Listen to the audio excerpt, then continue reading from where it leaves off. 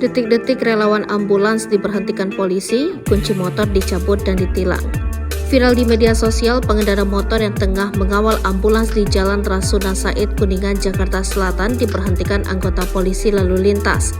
Saat diberhentikan, pemotor itu mengaku tengah mengawal ambulans yang membawa pasien di dalamnya.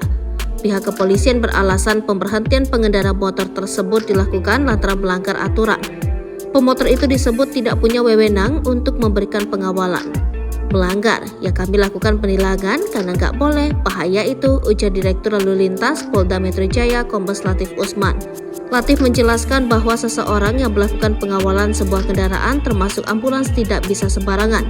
Mereka perlu mempunyai kompetensi dan itu merupakan kewenangan dari Polri. Kalau yang mengawal itu tidak berkompetensi, kemudian kendaraannya juga menyalahi aturan, itu kan akan menimbulkan permasalahan dengan pengguna kendaraan lain. Itu yang kita antisipasi, jelasnya. Karena masyarakat umum ini tidak mempunyai kewenangan itu, sambungnya. Lebih lanjut, Latif menyampaikan bahwa ambulans merupakan kendaraan yang diprioritaskan untuk berlalu lintas. Oleh sebab itu, proses pengawalan terhadap ambulans di jalan bukan berarti menjadi kewajiban. Seandainya pun tidak dilakukan pengawalan, kalau sudah namanya ambulans sudah menyalakan lampu isyarat tersebut, pasti anggota Polri yang berjaga dan masyarakat yang melihat itu akan memberikan prioritas tanpa dilakukan pengawalan oleh masyarakat yang memang tidak mempunyai kompetensi tuturnya.